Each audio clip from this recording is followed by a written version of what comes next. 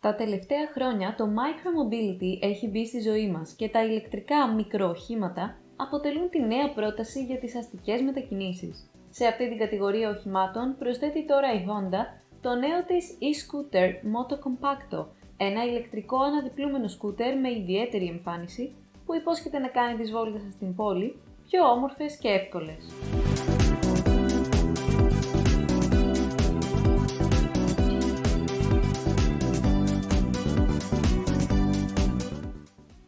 Το Moto Compacto της Honda έχει ένα ιδιαίτερο σχεδιασμό, αφού θα μπορούσε κανείς να πει ότι μοιάζει με βαλίτσα ή μια μεγάλη θήκη AirPods.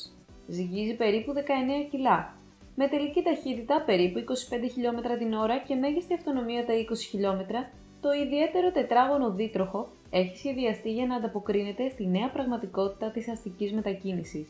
Και αν αναρωτιέστε τι σας θυμίζει το νέο e-scooter, αυτό είναι το Moto Combo, ένα σκούτερ που είχε κυκλοφορήσει η εταιρεία τη δεκαετία του 1980. Φυσικά είναι πολύ πιο μοντέρνο, αλλά διατηρεί μια ρετρό αισθητική.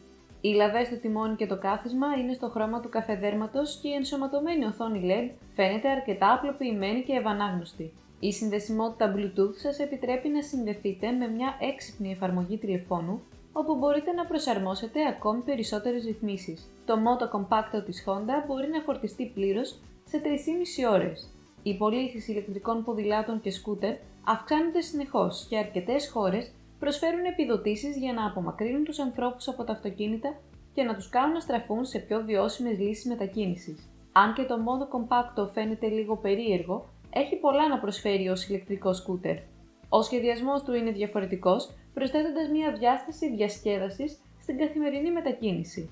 Δεν έχει μεγάλη αυτονομία ούτε τρέχει γρήγορα, αλλά αυτό συνήθως δεν είναι πρόβλημα για μετακινήσεις σε αστικά κέντρα. Το νέο Moto Compacto της Honda θα είναι διαθέσιμο για αγορά από τις αντιπροσωπείες Honda και Acura από τον Νοέμβριο στην τιμή των $995.